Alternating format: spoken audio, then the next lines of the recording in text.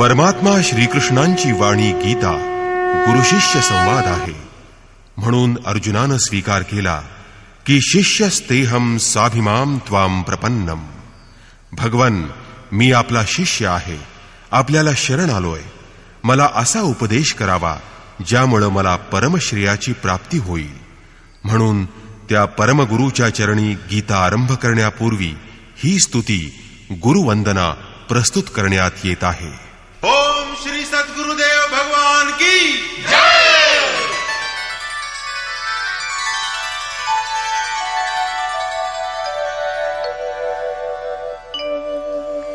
जय सद्गुरुदेवं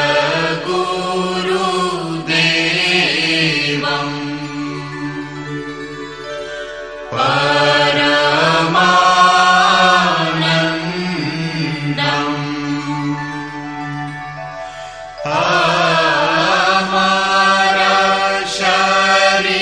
अमरशरीरं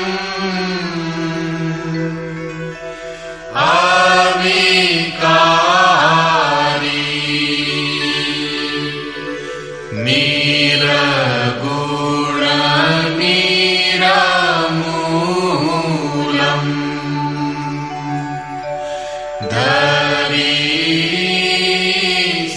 धरीस्थूलम्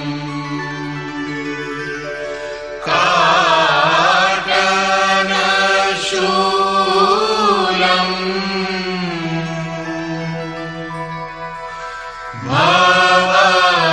भवभारी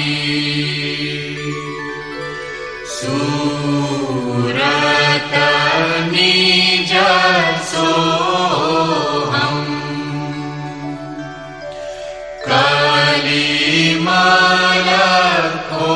कलिमलकोऽहम्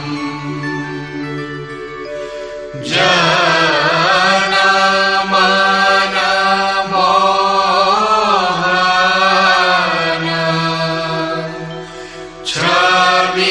छविभारी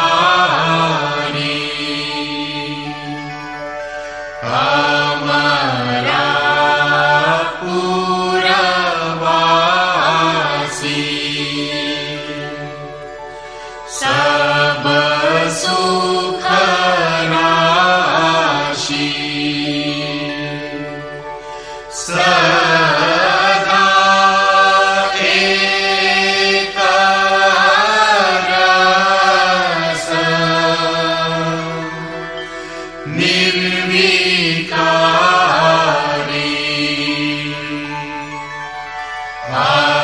अनुभव गंभीरा मति के धीरा अलख फकीरा अवतारी योगी अद्वैष्टा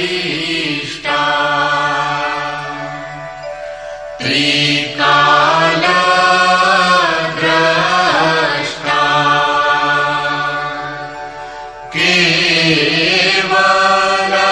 केवलपद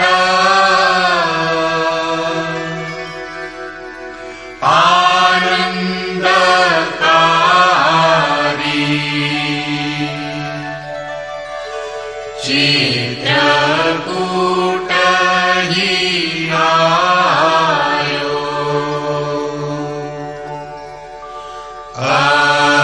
अद्वैत लखायो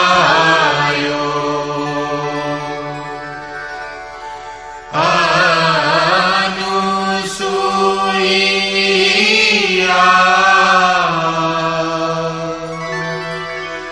आसन मारी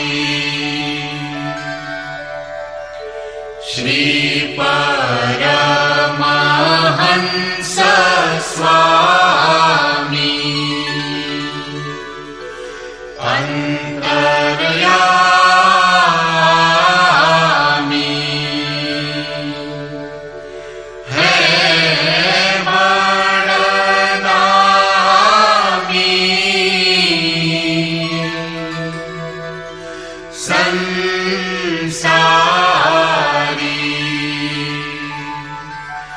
हंसन हितकारी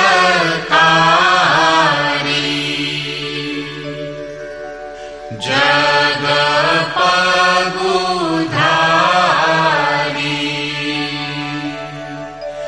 गर्वप्रहारी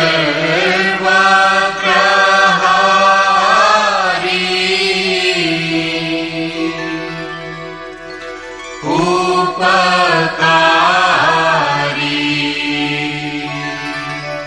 सतपंथ चलायो भरम मिटायो रूप लखायो करतारी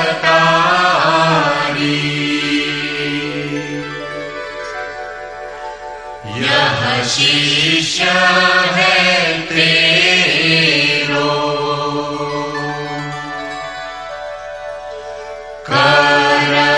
करतनी हो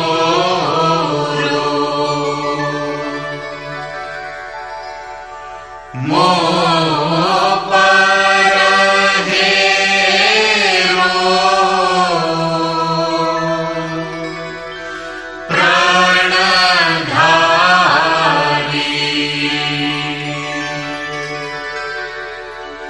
जय सद्गुरुदेवम्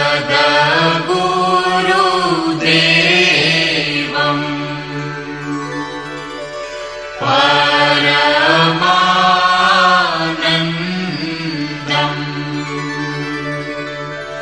अमर शरीरम्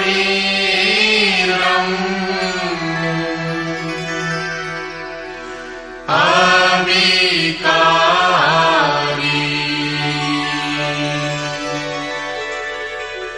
निरगुण निरमूलम्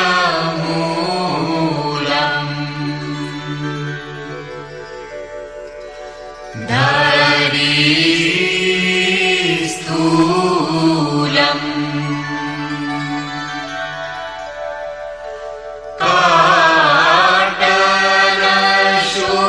काटलशूलम्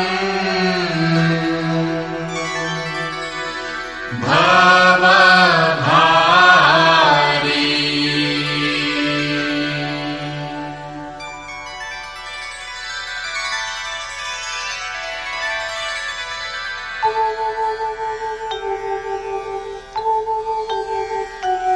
ओम जय गुरुदेव जय गुरुदेव जय गुरुदेव जय गुरुदेव ओम जय गुरुदेव जय गुरुदेव जय गुरुदेव जय गुरुदेव ओम जय गुरुदेव जय गुरुदेव जय गुरुदेव जय गुरुदेव। अनेक महापुरुषांनी वेदांचं संकलन, वेदशास्त्रांचं प्रवर्तन केलं, महाभारत आणि भागवताची रचना केली. परंतु या सर्वांमध्ये जर कुठल्या ग्रंथाला विशेष महत्त्व प्राप्त झालं असेल तर तो ग्रंथ म्हणजे योगेश्वर श्रीकृष्णाच्या मुखातून साकार झालेली श्रीमद भगवत गीता. पूजा अर्चांचे अनेकविध प्रकार आणि कर्मकांडाच्या परस्पर विरोधी पद्धती धर्माच्या नावाखाली प्रचलित आहेत. धर्माचा मुख्य उद्देश परमेश्वराचा शोध घेणं हा आहे. कल्याणकारी परमेश्वर एक आहे आणि त्याच्या प्राप्तीकरता पालन केल्या जाणाऱ्या विविध मार्गांना धर्म म्हणतात. जर परमेश्वर एक आहे, त्याची प्राप्ती करण्याचं सर्वांचं उद्दिष्टही एक आहे, तर मग अनेकविध मार्ग अथवा पंथ कशासाठी? या सर्व प्रश्नांच्या समाधानासाठी ध्वनिफितीच्या रूपानं यथार्थ गीतेचा भावांश प्रस्तुत होत आहे. धर्माचं खरंखुरं स्वरूप आणि परमेश्वर प्राप्तीच्या मार्गांचं शास्त्रशुद्ध विवेचन करणारा ग्रंथ म्हणजे योगेश्वर श्रीकृष्णानं सांगितलेली गीता होय. जगातल्या प्रत्येक महापुरुषानं दिलेल्या शिकवणुकीचं सर्व वेदांचं सार म्हणजे गीता होय. इतकंच नव्हे तर असंख्य गूढ गंभीर विषयांचं विवेचन करणाऱ्या या परमरहस्यमयी ग्रंथाचं महात्म्य वर्णन करण्याचं सामर्थ्य कोणातही नाही. संपूर्ण मनुष्य जातीच्या कल्याणासाठी गीता हे भगवंतानं सांगितलेलं एकमेव अतर्क्य तरीही अनुपम शास्त्र आहे. महाभारतातील एक अशी आख्यायिका आहे की जेव्हा पांडव आणि कौरवांचं सैन्य एकमेकांसमोर उभं ठाकलं तेव्हा सगळ्या निशाचरांनी अथवा राक्षसांनी कौरवांमध्ये आणि सगळ्या देवांनी पांडवांमध्ये प्रवेश केला. प्रस्तुत कथेचा दाखला किंवा दृष्टांत देऊन महर्षी व्यास म्हणतात की गीतेतील सगळी पात्र प्रतिकात्मक असून एकतर देव आहेत किंवा दानव अर्थात राक्षस आहेत. अनादि अनंत काळापासून प्रत्येक मनुष्याच्या हृदयात दोन प्रवृत्ती वास करताना दिसतात. मनुष्य जेव्हा जेव्हा आपल्या आत्माविष्काराच्या दिशेनं या दैवी शक्तींच्या मदतीनं प्रवास सुरू करतो तेव्हा तेव्हा काम, क्रोध, राग, द्वेष इत्यादी राक्षसी गुण त्यामध्ये अनेक अडथळे निर्माण करतात. या सर्वांवर मात करणं खरं म्हणजे एखाद्या युद्धाप्रमाणेच आहे. स्वजनांना युद्धभूमीवर पाहून अर्जुनाच्या मनात विषाद आणि शंका उत्पन्न झाली. यशाबद्दल खात्री वाटेनाशी झाली आणि भीती तसं शोकानं तो व्याकुळ झाला. कुळाचा नाश, वर्णसंकरामुळे पितरांना होणारा नरकवास आणि धर्माचा नाश अशा विविध शंकांच्या विचारांनी तो संभ्रमित झाला. या सर्व शंकांच्या निरसनासाठी भगवान श्रीकृष्णांना 18 अध्यायांनी युक्त अशी गीता सांगावी लागली. सरतेशेवटी भगवंतानं अर्जुनाला विचारलं, आता तरी तुझ्या मनातली शंका फिटली अथवा नाही? तेव्हा अर्जुनानं मान्य केलं की भगवन, आता माझ्या मनातल्या शंका कुशंकांचं मळभ पूर्णपणे दूर झालंय आणि यापुढं मी आपल्या आज्ञेप्रमाणे आणि उपदेशाप्रमाणे वागीन.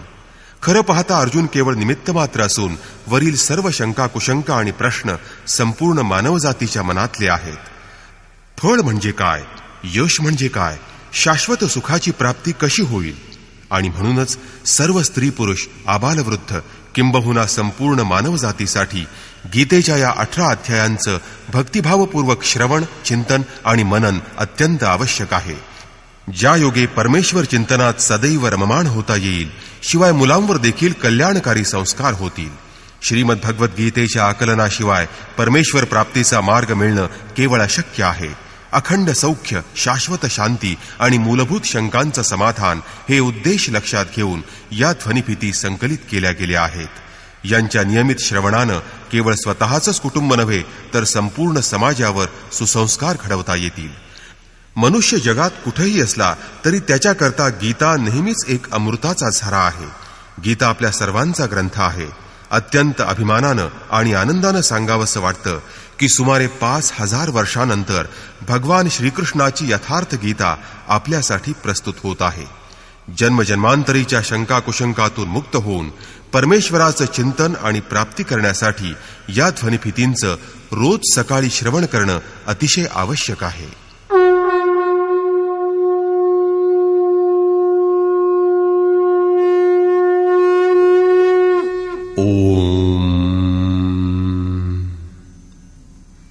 श्री परमात्मने नमः.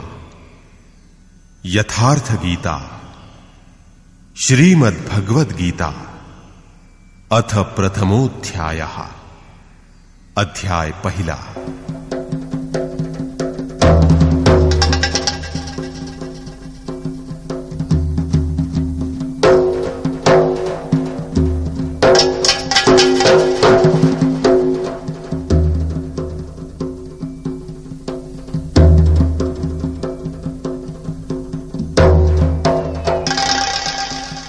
धृतराष्ट्रोवाच.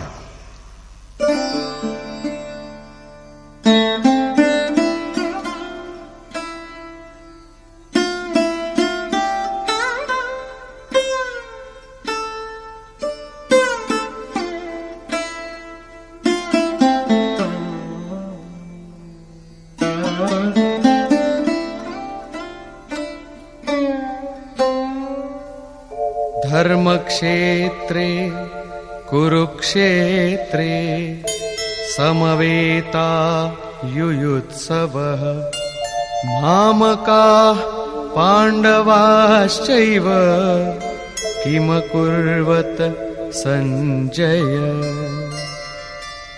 धृतराष्ट्रानं विचारलं, हे संजया, धर्मभूमी अशा कुरुक्षेत्रावर युद्धासाठी एकत्र जमलेल्या माझ्या पुत्रांनी आणि पांडूच्या पुत्रांनी काय केलं? अज्ञानरूपी धृतराष्ट्र आणि संयमरूपी संजय.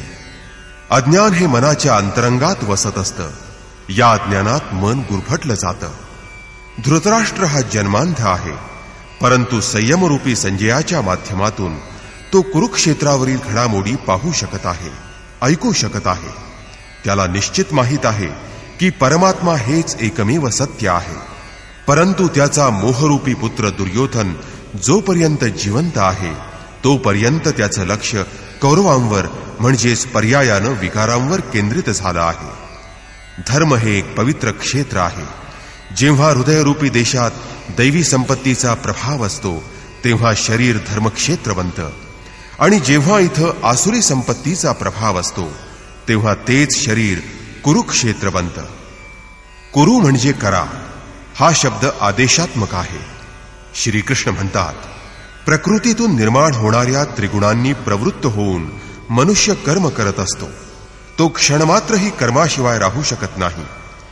ते गुण त्याच्याकडून कर्म करवून घेत असतात. तो झोपलेला असला तरी त्याचं कर्म चालूच असतं. अर्थात ते कर्म म्हणजे शरीर निरोगी ठेवण्याचा तो एक प्रकारचा आहारच आहे. हे तिन्ही गुण मनुष्याला देवापासून क्षुद्र किड्यापर्यंत देहबद्ध करीत असतात. जोपर्यंत प्रकृती आणि प्रकृतीपासून उत्पन्न होणारे तिन्ही गुण अस्तित्वात आहेत तोपर्यंत कुरु म्हणजे करा चालूच राहील. आणि म्हणून जन्म मृत्यूचं क्षेत्र, विकारांचं क्षेत्र हे कुरुक्षेत्र आहे. तर परमश्रेष्ठ परमात्म्यात प्रवेश देणारं, विलीन करणारं पुण्यशील प्रवृत्तीचं पांडव क्षेत्र म्हणजे धर्मक्षेत्र आहे. पुरातत्ववेत्ते पंजाब, काशी, प्रयाग, मध्य प्रदेश तसंच इतरही अनेक ठिकाणी कुरुक्षेत्राचा शोध घेत आहेत. परंतु गीताकार श्रीकृष्णानं स्वतःच हे युद्ध कुठं झालं ते सांगितलं आहे. इदम शरीर कौंतेय क्षेत्रमित्यभिधीयते. हे अर्जुना, हे शरीर हेच क्षेत्र आहे, आणि जो हे जाणतो, त्याची मर्यादा समजतो, तो क्षेत्रज्ञ आहे. पुढे त्यांनी त्या क्षेत्राची व्याप्ती सांगितली आहे. त्यात 10 इंद्रिय, मन, बुद्धी, अहंकार, 5 विकार आणि त्रिगुणांचं वर्णन केलं आहे. शरीर हेच क्षेत्र आहे, एक आखाडा आहे. त्यात परस्परांशी झुंजणाऱ्या, झगडणाऱ्या 2 प्रवृत्ती आहेत. एक दैवी संपत्ती आणि दुसरी आसुरी संपत्ती. पांडवरूपी सत प्रवृत्ती आणि कौरवरूपी असत म्हणजेच दुष्ट प्रवृत्ती. अनुभवी महापुरुषाला शरण गेल्यानंतर या दोन्ही प्रवृत्तीमधील संघर्ष संपुष्टात येतो. हा क्षेत्र आणि क्षेत्रज्ञामधील संघर्ष आहे, आणि हाच वास्तविक लढा आहे, युद्ध आहे. विश्वयुद्धांनी इतिहासाची पानं भरून गेलेली आहेत, परंतु त्या युद्धात विजय झालेल्या पक्षाला सुद्धा शाश्वत विजय मिळू शकला नाही. जय पराजय हे बदल असतात. प्रकृतीचं संपूर्णपणे शमन करून तात्पुरतं प्रकृतीच्या पलीकडे असणाऱ्या सत्तेचं दर्शन घेणं, ज्ञान मिळवणं आणि त्यात प्रवेश करणं हा वास्तविक विजय आहे. हा एक असा विजय आहे की ज्याच्यानंतर कधीही हार नाही, पराजय नाही. हीच खरी मुक्ती आहे की जिला जन्म मृत्यूचं बंधन नाही. या प्रकारे अज्ञानानं प्रभावित असणारं प्रत्येक मन संयमाच्या द्वारे क्षेत्र आणि क्षेत्रज्ञ यांच्या युद्धात काय झालं हे जाणू शकतं. अर्थात संयम जेवढा जागृत होईल त्याच प्रमाणात त्या व्यक्तीला दृष्टी प्राप्त होईल. संजय उवाच.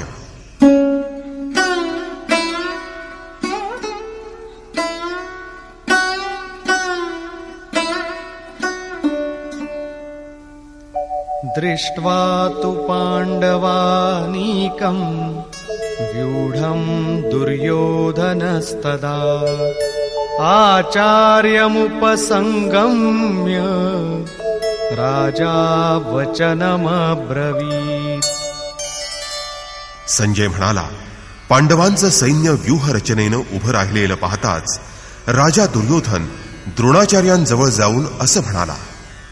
द्वैतभावाचं आचरण म्हणजेच द्रोणाचार्य. जेव्हा परमात्म्यापासून आम्ही अलग झालो आहोत, वेगळे झालो आहोत याची जाणीव होते, वस्तुतः हेच द्वैतभावाचं ज्ञान आहे, तेव्हा त्या भगवंताच्या प्राप्तीची तळमळ, अभिलाषा मनात निर्माण होते. त्यामुळं गुरुची आवश्यकता वाटून आम्ही गुरुचा शोध घेऊ लागतो.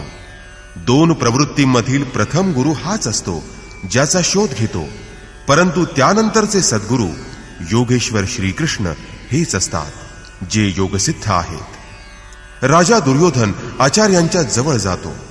मोहरूपी दुर्योधन. मोह हे सर्व व्याधींचं मूळ आहे. मुख्य कारण आहे दुर्योधन. दुर म्हणजे दोषयुक्त, योधन म्हणजे आत्मिक दोषित संपत्ती असं धन. आत्मिक संपत्ती हीच स्थिर शाश्वत संपत्ती आहे. तिच्यात जो दोष निर्माण करतो तोच मोह असतो. तो मनुष्याला प्रकृतीकडे खेचत असतो. तसंच तो वास्तव ज्ञान प्राप्त करून घेण्याची प्रेरणाही देत असतो. मोह असतो तोपर्यंत प्रश्न शिल्लक असतात. मोह संपला की मग सर्व पूर्णच असतं. व्यूहरचनायुक्त पांडवांचं सैन्य पाहून, म्हणजेच पुण्यशील सत्प्रवृत्तींचा जमाव किंवा संघटन पाहून दुर्योधन गुरु द्रोणांच्या जवळ जाऊन उपहासानं म्हणाला, पश्यैतां पाण्डुपुत्राणाम् आचार्य महतीं चमूं व्यूढां द्रुपदपुत्रेण तव शिष्येण धीमता. आचार्य द्रुपदाचा पुत्र आणि तुमचा बुद्धिमान शिष्य धृष्टद्युम्न यानं व्यूहरचना केलेली ही मोठी पांडव सेना पहा. शाश्वत आणि स्थिर परमात्म्यावर श्रद्धा असणारा, दृढ मनोबळ असणारा तो दृष्टद्युम्न, तोच पुण्यशील प्रवृत्तींचा नेता आहे, प्रमुख आहे. साधन कठीण न मन कर टेका. नुसतं साधन बळकट असून उपयोग नाही, तर मनाची सिद्धता बळकट असली पाहिजे, मनोनिग्रह असला पाहिजे. आता सेनेचा विस्तार बघा.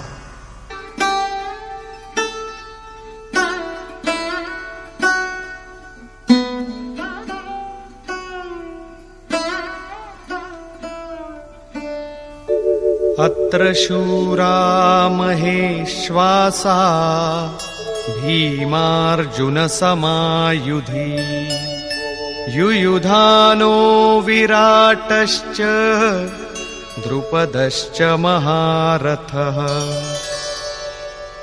या सेनेत महेश्वासा, महान अशा ईश्वराच्या ठिकाणी आश्रय देणारे भावरूपी भीम, अनुरागरूपी अर्जुनासारखे अनेक शूरवीर, जसे सात्विकतारूपी सात्यकी, चराचरात सर्वत्र ईश्वर भरून राहिलेला असं ईश्वराचं विराटत्व सुचवणारा विराट, तसंच अचल स्थिर स्थितीचं द्योतक असा महारथी राजा द्रुपद.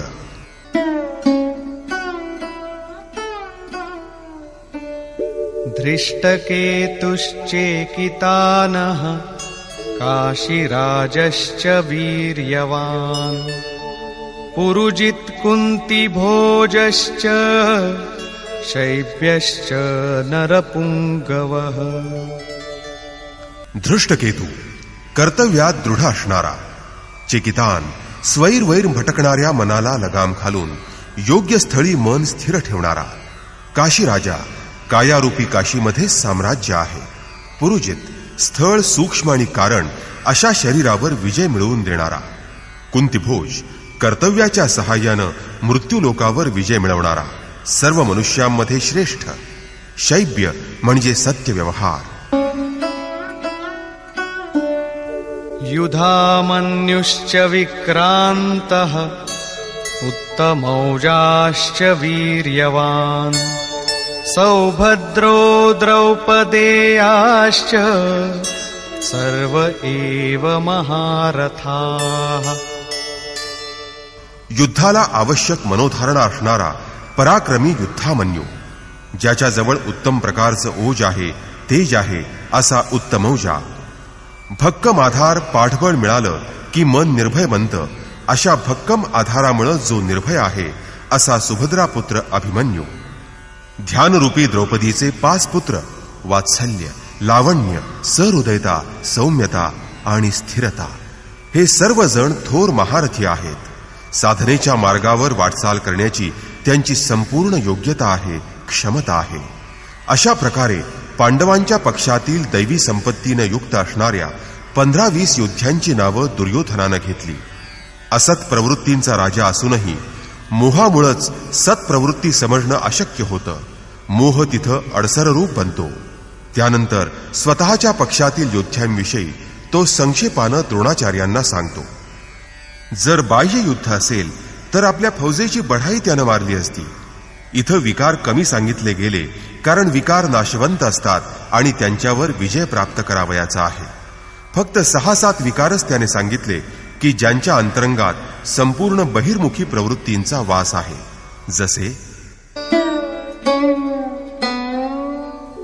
अस्माकं तु विशिष्टाये तान्निबोध द्विजोत्तम नायका मम सैन्यस्य संज्ञार्थं तान् ब्रवीमि ते.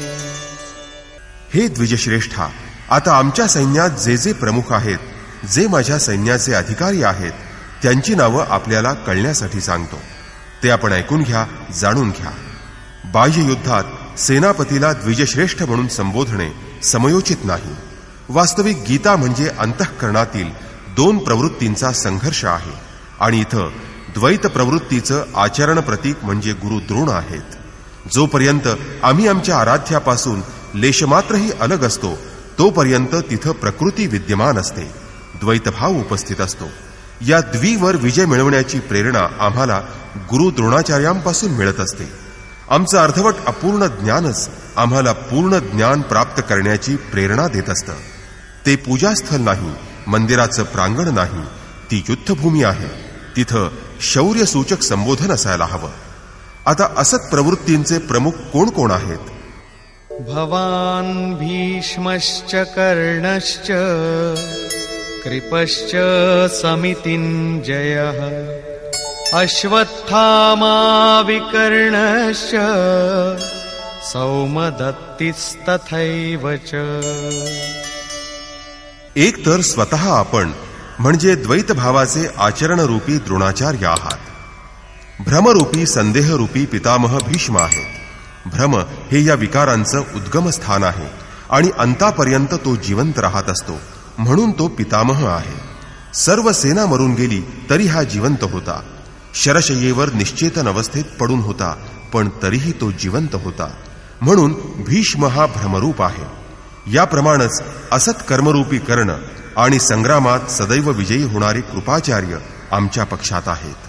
साधनेच्या अवस्थेत साधकाकडून घडणारं कृपेचं आचरण म्हणजेच कृपाचार्य होय. परमेश्वर कनवाळू आहे, तो कृपेचं धाम आहे. त्याच्या प्राप्तीनंतर संताचं स्वरूपही असंच कनवाळू बनतं. परंतु या साधनेच्या कालात जोपर्यंत आम्ही परमेश्वरापासून अलग राहतो तोपर्यंत तोही आमच्यापासून दूरच असतो, अलग असतो. असत प्रवृत्ती जिवंत असते, ती मोहानं गुरफटलेली असते. अशा परिस्थितीत साधक जर कनवाळूपणानं वागला तर तो नष्ट होऊन जातो. सीतेनं दया दाखवली, त्यामुळे तिला काही काळ लंकेत राहून प्रायश्चित्त करावं लागलं. विश्वामित्र क्षणभर दयार्द्र बनले, त्यामुळे त्यांना पतित व्हावं लागलं.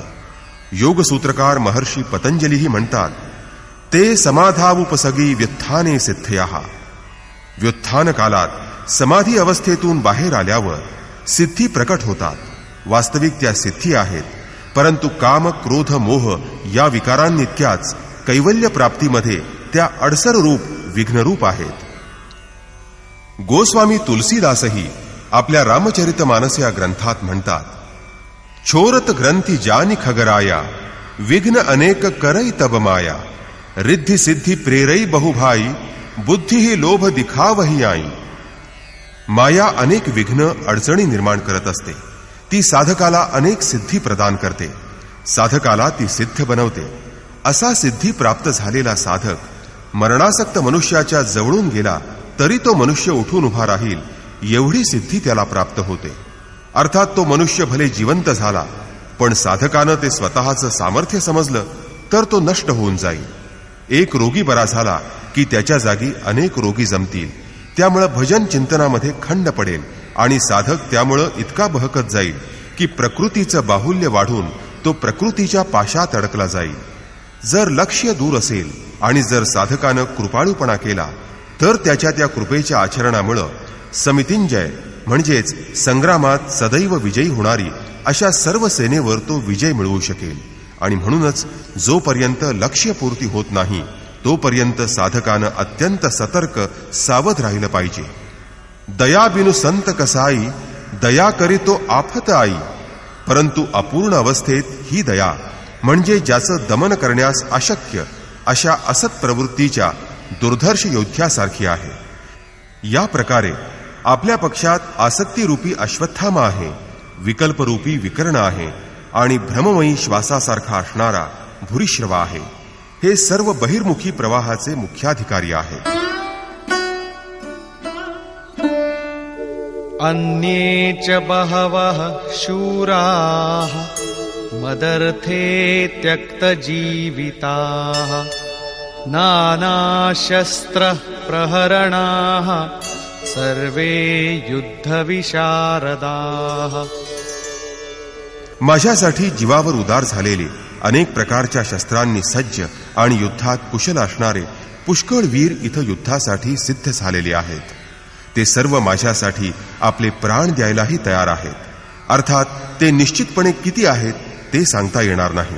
आता कोणती सेना कोणामुळे सुरक्षित आहे यावर दुर्योधन म्हणतो, अपर्याप्तं तदस्माकं बलं भीष्माभिरक्षितं पर्याप्तं त्विदमेतेषां बलं भीमाभिरक्षितं. भीष्मानं रक्षण केलेली आमची सेना अफाट असून ती अजिंक्य आहे, तर भीमानं रक्षण केलेली पांडवांची सेना जिंकण्यास सोपी असून ती पर्याप्त म्हणजे मोजकी आहे. इथं पर्याप्त आणि अपर्याप्त हे क्लिष्ट दुर्बोध शब्द दुर्योधनाच्या मनातील शंका किंवा संदेह व्यक्त करीत आहेत. आता ज्यांच्यावर कौरवांची भिस्त आहे ते पितामह भीष्म म्हणजे कोणती सत्ता आहे, तसंच ज्याच्यावर पांडव अवलंबून आहेत तो भीम म्हणजे कोणती सत्ता आहे हे पहावयाचं आहे.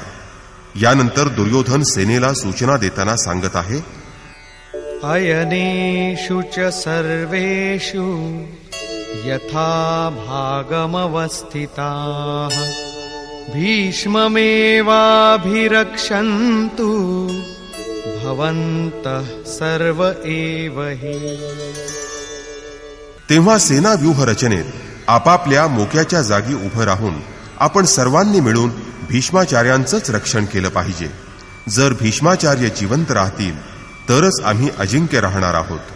तेव्हा पांडवांशी लढण्यापेक्षा तुम्ही फक्त भीष्माचार्यांचंच रक्षण करावं. जो स्वतःचं रक्षण करू शकत नाही त्याच्या रक्षणाचा भार कौरवांना उचलावा लागत आहे. त्या भीष्माला योद्धा कसं म्हणावं? तो कसला योद्धा? पण इथंच भीष्म म्हणजे भ्रम, विपरीत ज्ञान, संदेह, भ्रांती. भीष्म म्हणजे हाडामांसाचा योद्धा नव्हे. म्हणून भीष्म म्हणजे भ्रम किंवा भ्रांती जोपर्यंत टिकून आहे तोपर्यंत विजातीय म्हणजे दुष्ट प्रवृत्ती अजिंक्य आहेत, अजेय आहेत. अर्थात अजेय म्हणजे ज्याला जिंकताच येत नाही असा नव्हे, तर अजेय म्हणजे दुर्जय म्हणजेच कष्टानं ज्याला जिंकता येतं असा. महा अजय संसार रिपू जीती सकई सोबीर. जेव्हा भ्रम किंवा भ्रांती नाहीशी होते तेव्हा अज्ञान संपूर्णपणे नष्ट होतं, ते अस्तित्वहीन बनतं आणि आंशिक रूपानं उरलेले मोह वगैरे रिपूही शीघ्र नाहीसे होतात. भीष्माची इच्छा होती इच्छा मरण, पण इच्छा म्हणजेच भ्रांती. इच्छेचा अंत आणि भ्रम नष्ट होणं या दोन्ही गोष्टी एकच आहे. ही गोष्ट संत कबीरानं अगदी सोप्या शब्दात सांगितली आहे. इच्छा काया इच्छा माया इच्छा जग उपजाया कह कबीर जे इच्छा विवर्जित ताका पार न पाया. जिथं भ्रम किंवा भ्रांती नसते तो अमर्याद आणि अव्यक्त असतो. हे शरीर निर्माण होण्याचं कारणही इच्छा हेच आहे. इच्छा म्हणजेच माया आहे आणि इच्छा हीच जगताच्या उत्पत्तीचं कारण आहे. सो कामयत तदैक्षत बहुस्याम प्रजायेयेति असं छांदोग्यात म्हटलेलं आहे. कबीर म्हणतात, जे संपूर्णतः निरीच्छ आहेत तिनका पार न पाया ते अपार, अनंत आणि असीम अशा परमात्म स्वरूपात प्रवेश मिळवू शकतात. यो कामो निष्काम आप्तकाम आत्मकामो न तस्य प्राणा उत्क्रामंती ब्रह्मैव सन ब्रह्माप्येती असं बृहदारण्यकात म्हटलेलं आहे. जे कामनारहित आहेत, जे आत्म्यामध्ये स्थिर म्हणजे आत्मस्वरूप बनले आहेत त्यांचं कधीच पतन होत नाही. ते ब्रह्म्याशी एकरूप होऊन जातात. सुरुवातीला इच्छा अनंत असतात, पण अनंत अपार अशा परमेश्वर प्राप्तीची इच्छा मात्र बाकी असते. परंतु जेव्हा परमेश्वर प्राप्तीची इच्छा ही पूर्ण होते तेव्हा इच्छाही शिल्लक राहत नाही. जर यापेक्षा मोठी किंवा श्रेष्ठ अशी दुसरी कोणती वस्तू असती तर तुम्ही तिच्या प्राप्तीची इच्छा नक्की ठेवली असती. जर त्याच्यापेक्षा श्रेष्ठ अशी दुसरी कोणती वस्तूच नाही तर मग कशाची इच्छा करणार? जेव्हा प्राप्त होण्यासारखी वस्तूच शिल्लक राहत नाही तेव्हा इच्छेचं तिथून समूळ उच्चाटन होतं आणि इच्छा नष्ट होताच भ्रांतीही समूळ नष्ट होते. हेच भीष्माचं इच्छामरण आहे. म्हणून दुर्योधन म्हणतो की भीष्माकडून रक्षित असणारी आमची सेना अजेय आहे. सारांश, जोपर्यंत भ्रांती असते तोपर्यंत अज्ञानाचं किंवा अविद्येचं वास्तव्य असतं. भ्रांती नष्ट होताच अज्ञानही नाहीसं होतं. भीम म्हणजे भावरूप आहे. त्याच्याकडून रक्षण केली गेलेली पांडवांची सेना जिंकण्यास सुलभ आहे. भावे विद्यते देवः. अविदित परमेश्वराला विदित किंवा ज्ञात करण्याचं सामर्थ्य तसंच क्षमता भावामध्ये आहे. भाववस्य भगवान सुखनिधान करुणा अयन असं रामचरित मानसात म्हटलंय. श्रीकृष्णानं या भावालाच श्रद्धा म्हटलं आहे. या श्रद्धेमध्ये परमेश्वराला वश करण्याचं सामर्थ्य असतं. या भावातून, श्रद्धेतूनच संपूर्ण पुण्यमय प्रवृत्तीचा विकास होतो. हा भावच पुण्याचं संरक्षण करतो. ही श्रद्धा, हा भाव इतका सामर्थ्यवान आहे की परमदेव परमात्म्याला तो जन्म घ्यायलाही भाग पाडतो. परंतु त्याबरोबरच हा भाव इतका नाजूक असतो की आज भाव आहे तर उद्या त्याचं अभावात परिवर्तन व्हायला वेळ लागत नाही. कारण इच्छिलेल्या म्हणजे इष्ट गोष्टीत थोडी जरी त्रुटी जाणवली की भाव किंवा श्रद्धा डळमळू लागते. पुण्यमय सात्विक प्रवृत्ती विचलित होते आणि इष्टशी संबंध दुरावला जातो. म्हणून भीमाकडून रक्षण केली जाणारी पांडवांची सेना जिंकणं सोपं आहे. महर्षी पतंजलींचंही हेच म्हणणं आहे. सतु दीर्घकाल नैरंतर्य सत्कारा सेविंतो दृढभूमी. दीर्घकालपर्यंत निरंतर श्रद्धा आणि भक्तिपूर्वक केलेली गोष्टच दृढ किंवा भक्कम होऊ शकते.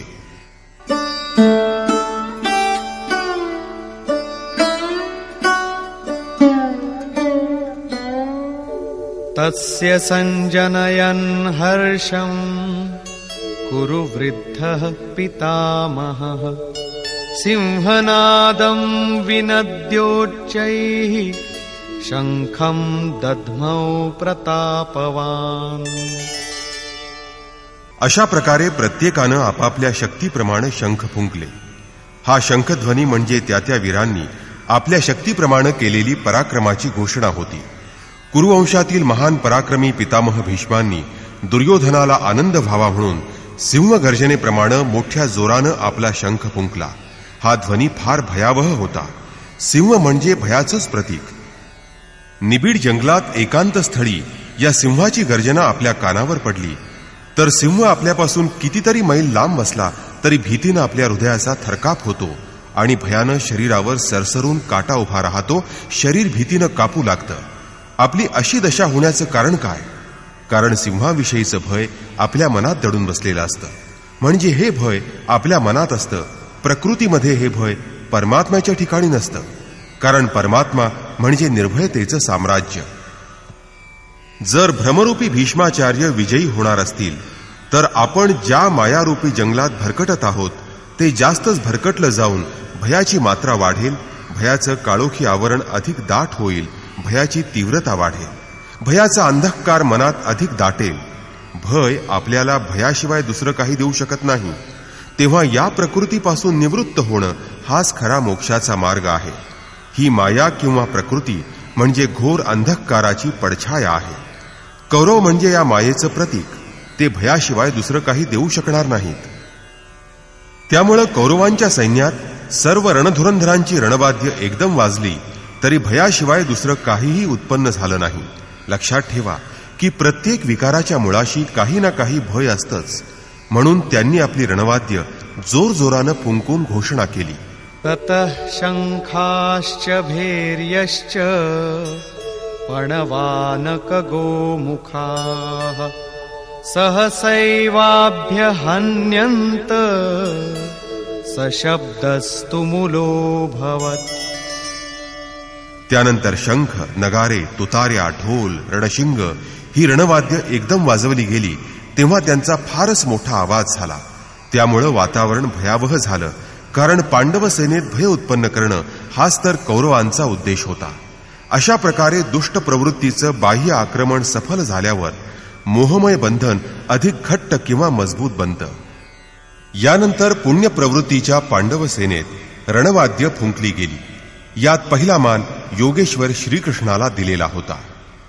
ततः श्वेतैर्हयैर्युक्ते महती स्यन्दने स्थितौ माधव पाण्डवश्चैव दिव्यौ शंखौ प्रदध्मतु.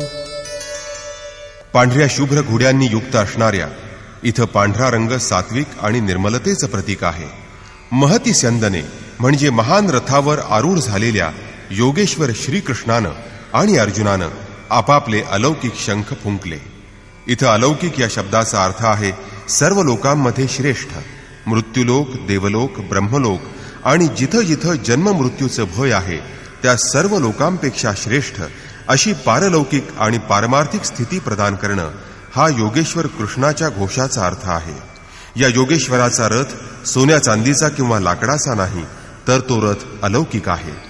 त्याचा शंख अलौकिक आहे आणि त्यामुळे त्याचा घोषही अलौकिकच आहे. लोकांपेक्षा श्रेष्ठ असं फक्त एक ब्रह्म तेवढं आहे. सरळ त्या ब्रह्माशी संपर्क साधून देणं हा श्रीकृष्णाच्या घोषध्वनीचा अर्थ आहे. परंतु ही स्थिती श्रीकृष्ण कशा प्रकारे प्रदान करतील?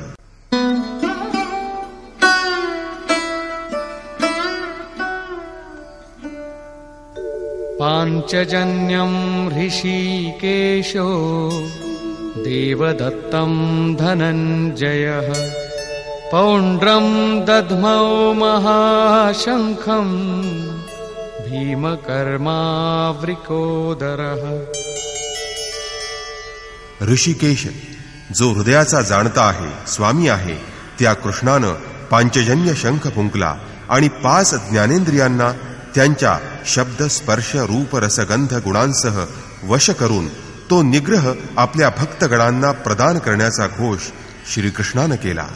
विक्राळ रूपात बंड करणाऱ्या इंद्रियांना वश करून आपल्या भक्तांना इंद्रिय निग्रहाची देणगी सद्गुरूच देत असतो आणि योगेश्वर श्रीकृष्ण हे महान सद्गुरू होते. शिष्यस्तेहम भगवन, मी आपला शिष्य आहे. तेव्हा बाह्य विषय किंवा उपाधी इकडे लक्ष जाऊ न देता इष्ट गोष्टीवरच लक्ष केंद्रित होऊ दे.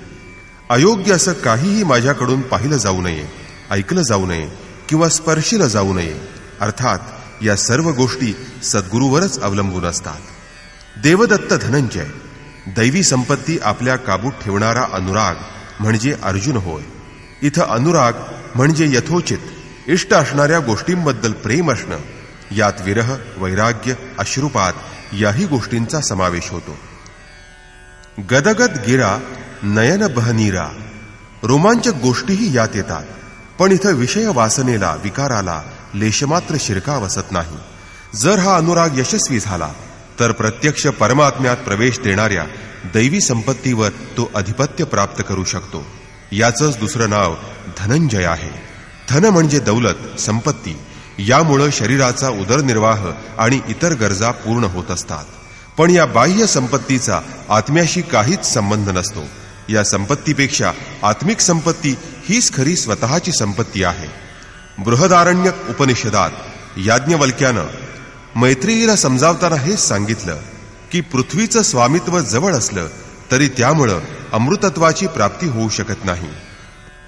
ते प्राप्त करण्यासाठी आत्मिक संपत्ती जवळ असणं आवश्यक आहे. तोच त्यावर एकमेव उपाय आहे. यानंतर भयावह अचाट कर्म करणाऱ्या भीमानं पौंड्र म्हणजे प्रीती नावाचा महाशंख फुंकला.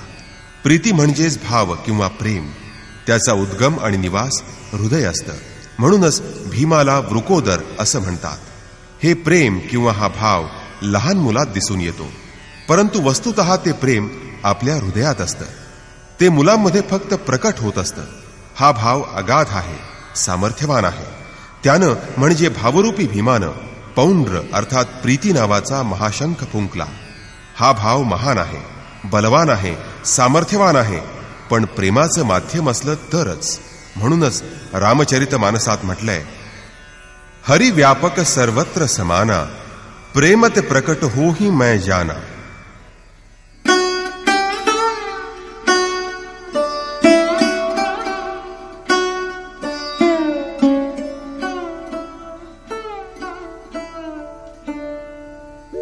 अनंत विजयं राजा कुन्तीपुत्रो युधिष्ठिरः नकुलः सहदेवश्च सुघोषमणिपुष्पकौ.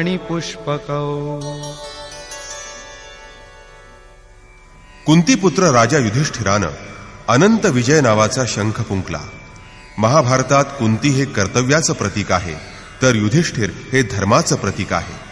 धर्म जर स्थिर आणि सुदृढ ठेवला तरच अनंत विजय, अनंत परमात्म्याची स्थिती प्राप्त करून देईल. जो युद्धामध्ये स्थिर असतो, निश्चल असतो, त्याला युधिष्ठिर म्हणतात.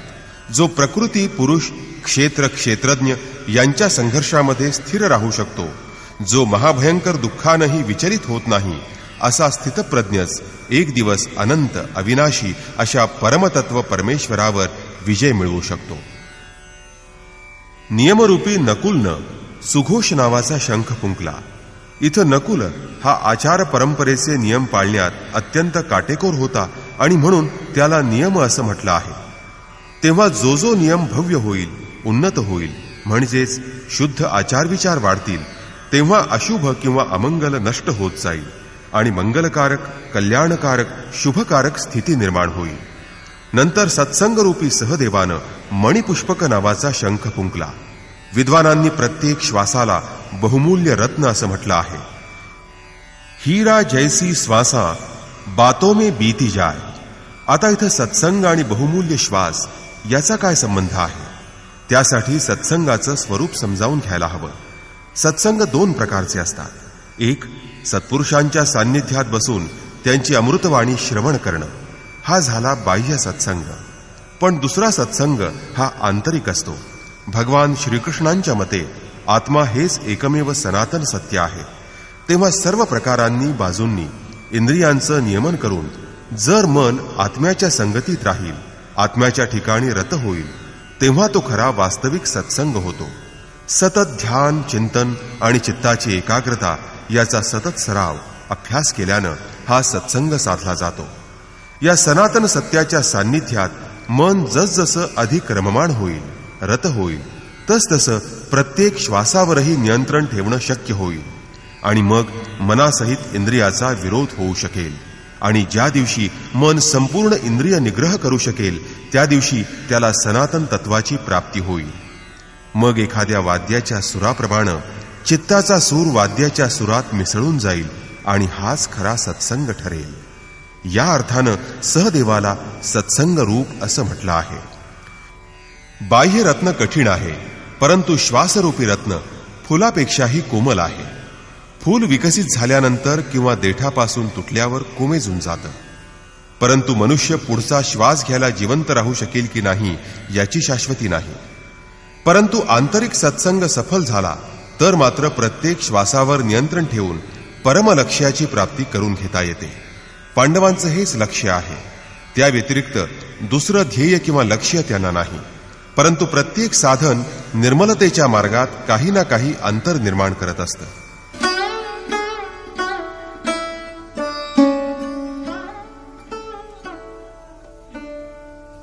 काश्यश्च परमेश्वासः शिखण्डी च महारथः धृष्टद्युम्नो विराटश्च सात्यकिश्चापराजितः.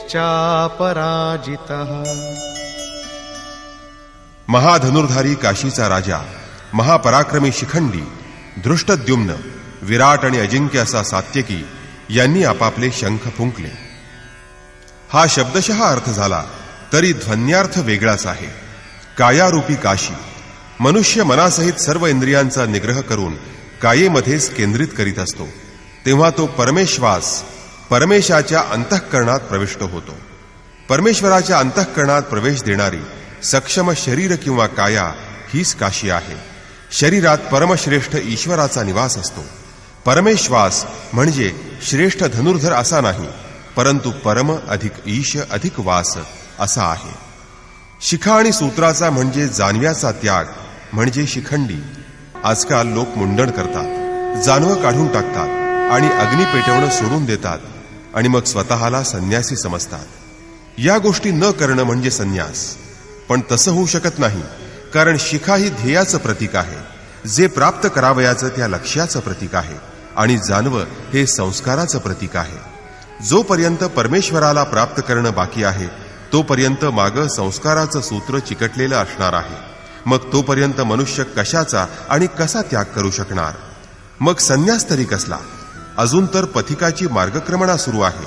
जेव्हा प्राप्तव्य प्राप्त होईल, मागं चिकटलेला संस्काराचा दोर कापला जाईल, तेव्हा भ्रम पूर्णपणे नष्ट होईल. आणि म्हणून शिखंडीस भ्रमरूपी भीष्माचा नाश करणारा आहे. शिखंडी म्हणजे चिंतनाच्या मार्गातील महारथी आहे. धृष्टद्युम्न दृढ आणि अचल स्थिर मनाचं प्रतीक म्हणजे धृष्टद्युम्न होय. विराट सर्वत्र भरून राहिलेल्या विराट ईश्वराला पाहण्यासाठी लागणाऱ्या दैवी संपदेच्या गुणांनी युक्त असणारा असा योद्धा म्हणजे विराट होय. सात्यकी म्हणजे सात्विकता होय. सत्याचं चिंतन करण्याची प्रवृत्ती म्हणजेच सात्विकता. ती जर अंगी बांधली तर घसरण्याचं किंवा पडण्याचं भय राहणार नाही, आणि ही वृत्ती या संघर्षात पराजित होऊ देणार नाही, विजयच ती देईल. द्रुपदो द्रौपदेयाश्च सर्वशः पृथिवीपते सौभद्रश्च महाबाहुः शंखान् दद्मुः पृथक् पृथक्. अचल स्थिर पददायक म्हणजे द्रुपद, आणि सहृदयता वात्सल्य लावण्य सौम्यता इत्यादींमध्ये श्रेष्ठ आणि महापराक्रमी असणारे द्रौपदीचे 5 पुत्र, तसंच महाबाहू अभिमन्यू या सर्वांनी आपापले शंख फुंकले. महाबाहू हे कार्यक्षेत्राचं प्रतीक आहेत. जेव्हा मन भयरहित होतं तेव्हा त्याचं सामर्थ्य खूप वाढत असतं. हे राजन, या सर्वांनी आपापले शंख फुंकले. या प्रत्येकानं काही ना काही ठरवलेलं आहे, तेव्हा त्याचं पालन करणं आवश्यक आहे, आणि म्हणून तर त्या सर्वांची इथं नावं सांगितली. याशिवाय काही गोष्टी मन किंवा बुद्धीच्या पलीकडे असतात. परमेश्वर स्वतःच अंतःकरणात एकीकडे स्वतः दृष्टी बनून आत्म्यासमोर उभे राहतात आणि निर्णय घेतात आणि स्वतःचीच ओळख करून देतात. सघोषोधार्तराष्ट्राणां हृदयानि व्यदारयत् नभश्च पृथिवीं चैव तुमुलो व्यनुनादयन्. आकाश आणि पृथ्वी दणाणून सोडणाऱ्या आवाजानं धृतराष्ट्रपुत्रांची हृदय विदीर्ण झाली. मात्र श्रीकृष्ण आपला पाठीराखा आहे या आत्मविश्वासामुळे पांडवांची सेना किंचितही भ्यायली नाही. उलट कुरुक्षेत्रावर पांचजन्याच्या घोषामुळे, दैवी शक्तीवरील अधिपत्यामुळे, अनंतावर मिळवलेल्या विजयामुळे तिथं अशुभ नष्ट होऊ लागलं आणि आसुरी संपदा, बहिर्मुखी प्रवृत्ती विदीर्ण झाल्या. त्यांचं सामर्थ्य क्षीण होऊ लागलं. सर्वत्र सफलता प्राप्त होऊ लागताच मोहमयी प्रवृत्ती नेहमीच शांत होतात, नाहीशा होतात.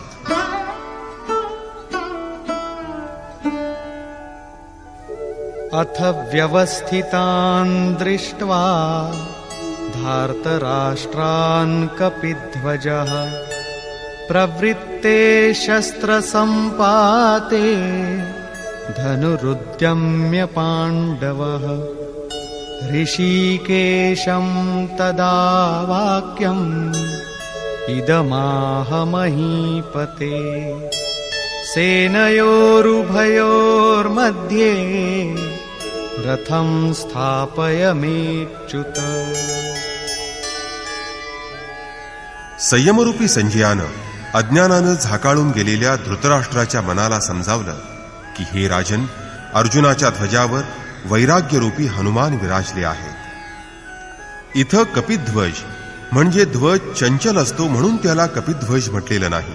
इथं ध्वजावर आरूढ झालेला कपी म्हणजे साधंसुधं सामान्य वानर नाही, ते स्वयं हनुमान आहेत. नरोत्तम श्रीरामांचे सेवक वानरोत्तम आहेत, जे मूर्तिमंत वैराग्य आहेत, ज्यांनी मान अपमान यांचं हनन केलं आहे. राम मान निरादर आदरही, प्रकृतीमध्ये उपलब्ध असणाऱ्या वस्तूंचा, विषयांचा, विकारांचा त्याग म्हणजेच वैराग्य आहे. असं वैराग्य हनुमंताजवळ होतं, म्हणून ध्वजेला इथं वैराग्य रूपी ध्वजा असं म्हटलं आहे. ध्वजा ही राष्ट्राची प्रतीक असते, तेव्हा ज्याचं वैराग्य हीच ज्याच्या रथाची ध्वजा आहे, अशा अर्जुनानं कौरव युद्धसिद्ध झाले आहेत आणि शस्त्रास्त्रांचा वर्षाव होण्याची वेळ आली आहे असं पाहून आपलं धनुष्य उचलून जो हृदयाचा झाला आहे, स्वामी आहे, त्या योगेश्वर कृष्णाला सांगितलं, जो कधी च्यूत होत नाही अशा अच्युता, दोन्ही सैन्यांच्या मध्यभागी माझा रथ उभा कर. इथं हा सारथ्याला दिलेला आदेश नाही, तर सद्गुरूला केलेली प्रार्थना आहे. परंतु हा रथ मध्यभागी कशासाठी न्यायचा आहे? यावदेतान् निरीक्षेऽहं योद्धुकामानवस्थितान् कैर्मया सह योद्धव्यम् अस्मिन् रणसमुद्यमे. अर्जुन म्हणाला, हे अच्युता, मध्यभागी रथ उभा केल्यास कोणाकोणाला युद्ध करावयाची इच्छा आहे ते मला पाहता येईल. या महायुद्धात मला कोणाकोणाबरोबर युद्ध करावयाचे आहे तेही मला पाहता येईल. योत्स्यमानानवेक्षेऽहं य एतेऽत्र समागताः धार्तराष्ट्रस्य दुर्बुद्धेर्युद्धे प्रियचिकीर्षवः. धृतराष्ट्राच्या हटवादी पुत्राचं कल्याण इच्छिणारे कोण कोण राजे इथं लढायला आले आहेत ते मला पाहू दे. त्यासाठी हा रथ दोन सैन्यांच्या मध्यभागी उभा कर. दुर्योधन मोहाचं प्रतीक आहे, तेव्हा या मोहमयी प्रवृत्तींचं हित इच्छिणारे असे जे जे राजे इथं आले आहेत त्या सर्वांना पाहण्याची इच्छा आहे. संजय उवाच.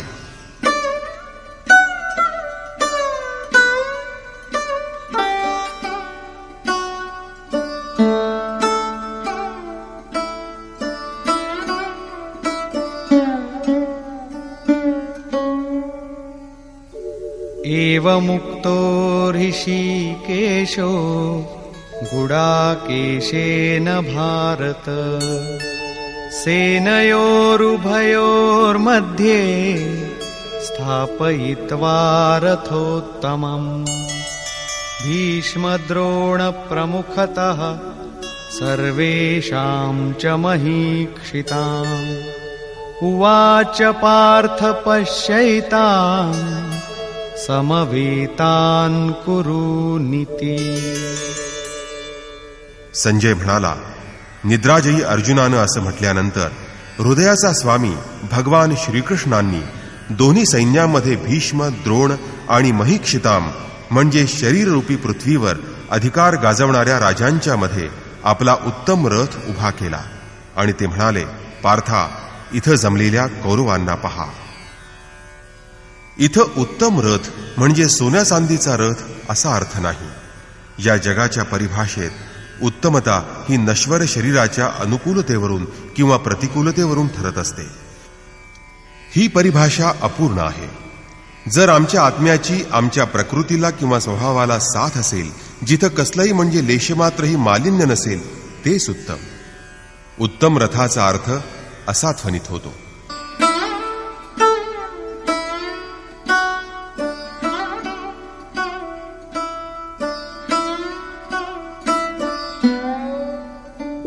तत्रापश्यत् स्थितान् पार्थः पितॄनथ पितामहान् आचार्यान् मातुलान् भ्रातॄन् पुत्रान् पौत्रान् सखींस्तथा श्वशुरान् सुहृदश्चैव सेनयोरुभयोरपि. यानंतर अचूक लक्ष्यवेध साधणाऱ्या आपल्या पार्थिव शरीराला रथ बनवणाऱ्या पार्थानं दोन्ही पक्षांच्या सैन्यामध्ये आपले वाडवडील, आजे, गुरु, मामे, भाऊ, पुत्र, नातू, मित्र तसंच त्याचे सासरे आणि हितचिंतक या सर्वांना पाहिलं. म्हणजे दोन्ही सेनेत अर्जुनाला आपला परिवार, आपल्या मामाचा, सासरचा परिवार दिसला. तसंच आपले मित्र आणि गुरुजन त्याला दिसले. हे सर्व मिळून 18 अक्षौहिणी सैन्य होतं. म्हणजे प्रचलित परिमाणाप्रमाणे 2.5-3 अरब इतकं सैन्य झालं. महाभारत परिमाणाप्रमाणे 18 अक्षौहिणी म्हणजे 2.5 ते 40 लाख इतकं सैन्य झालं. म्हणजे आजच्या संपूर्ण विश्वाच्या संख्येइतकी ही संख्या झाली.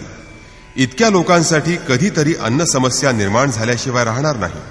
पण विशेष म्हणजे एवढी प्रचंड संख्या अर्जुनाच्या फक्त परिवाराची होती. एवढा मोठा कधी कोणाचा परिवार असू शकतो का? हे कधीच शक्य असणार नाही. हे हृदयरूपी देशाचं चित्रण आहे.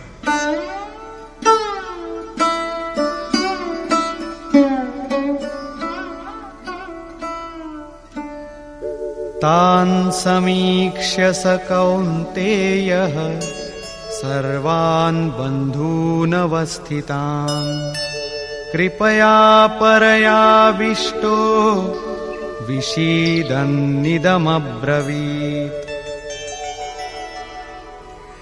जेव्हा कुंतीपुत्र अर्जुनानं त्या साऱ्या बांधवांना, स्वजनांना पाहिलं तेव्हा करुणेनं अत्यंत व्याकुळ होऊन शोक करू लागला. कारण हा सगळा आपलाच परिवार आहे. त्यांना मारून टाकण्याच्या कल्पनेनं तो अत्यंत व्याकुळ झाला आणि म्हणाला, अर्जुन उवाच.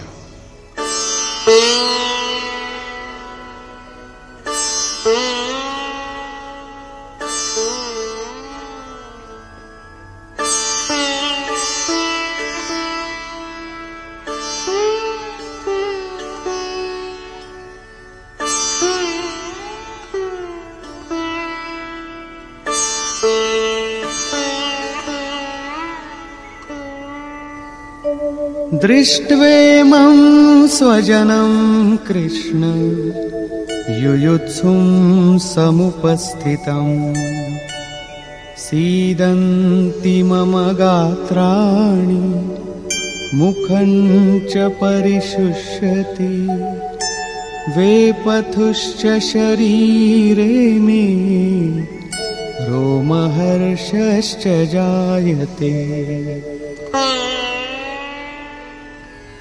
हे कृष्णा, या युद्धात लढण्याच्या इच्छेनं आलेल्या माझ्या आप्त स्वजनांना आणि मित्रांना पाहून माझ्या शरीराचे अवयव गळून जात आहेत. तोंडाला कोरड पडत आहे, शरीराला कंप सुटला आहे आणि माझ्या अंगावर रोमांच उभे राहत आहेत. इतकंच नव्हे तर गांडीवं स्रंसते हस्तात् त्वक्चैव परिदह्यते न च शक्नोम्यवस्थातुं भ्रमतीव च मे मनः.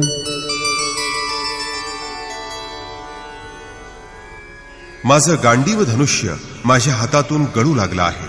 शरीराचा फार दाह होत आहे. एवढा महारथी पराक्रमी अर्जुन, पण स्वजनांशी लढण्याच्या कल्पनेनं तो गलितगात्र झाला. व्याकुळ झाल्यानं त्याचं शरीर तापू लागलं. विषादानं तो कापू लागला. त्याचं मन भ्रमल्यासारखं होऊ लागलं. तो विव्हळ होऊन श्रीकृष्णाला म्हणाला, आता उभं राहण्याचंही सामर्थ्य माझ्यात नाही. माझ्या डोळ्यापुढं काळोख पसरत आहे. काही पाहण्याचंही सामर्थ्य माझ्यात नाही.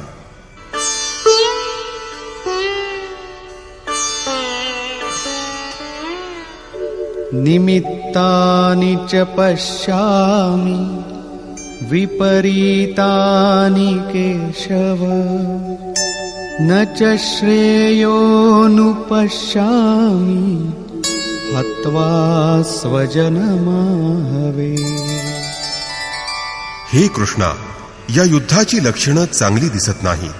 मला तर सगळी विपरीतच चिन्ह दिसत आहेत. या युद्धात स्वजनांना मारून कोणतंही कल्याण होणार नाही हेही मला स्पष्ट दिसत आहे. अरे, कुणाचा नाश करून कुणाचं कधी कल्याण होतं का?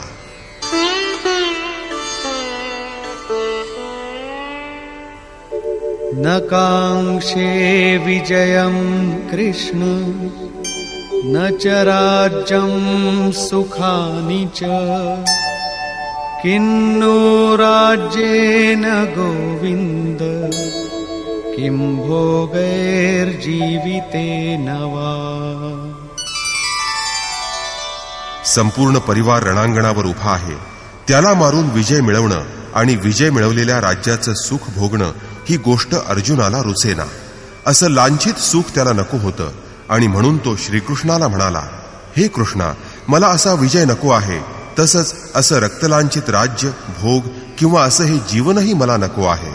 असलं राज्य आणि सुख प्राप्त करण्यात काय अर्थ आहे? याचं कारण स्पष्ट करताना अर्जुन म्हणतो, येषामर्थे कांक्षितं नो राज्यं भोगाः सुखानि च तैमेव स्थिता युद्धे प्राणांस् त्यक्त्वा धनानि च. ज्यांच्यासाठी आम्ही राज्य, उपभोग आणि सुख यांची इच्छा करावयाची, तेच हे आप्तस्वकीय आपल्या जीविताची आशा सोडून युद्धासाठी सिद्ध होऊन या रणांगणावर उभे राहिले आहेत.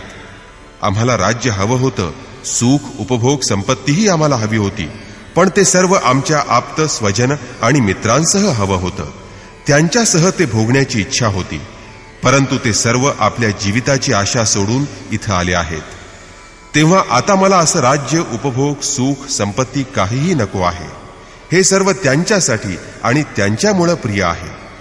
तेच जर राहणार नसतील तर सुखभोगाचं आणि राज्याचं प्रयोजन काय? आम्हाला ते नको आहे. जोपर्यंत आप्त, स्वजन आणि मित्र असतात तोपर्यंत मनुष्याच्या इच्छा किंवा वासना तीव्र असतात. आपलं वैभव त्यांना दाखवण्याची, त्यांच्यापेक्षा वरचढ होण्याची, त्यांच्याकडून वाहवा मिळवण्याची इच्छा असते. त्यामुळं त्यांच्याशिवाय वैभवाचा उपभोग घेणं हे मानवी मनाला पटत नाही. अहो, झोपडीत राहणारा गरीब मनुष्यही आपल्या स्वजनांना मारून विश्वाचं साम्राज्य स्वीकारणार नाही. अर्जुन इथं हेच सांगत आहे की आम्हाला उपभोग प्रिय आहेत, विजय हवा आहे, परंतु ज्याच्यासाठी हे सर्व हवं आहे तेच जर जिवंत राहणार नसतील तर त्या सुखवैभवाचं काय प्रयोजन? कारण या युद्धात ज्यांना मारावयाचं आहे ते लोक कोण कोण आहेत ते पहा.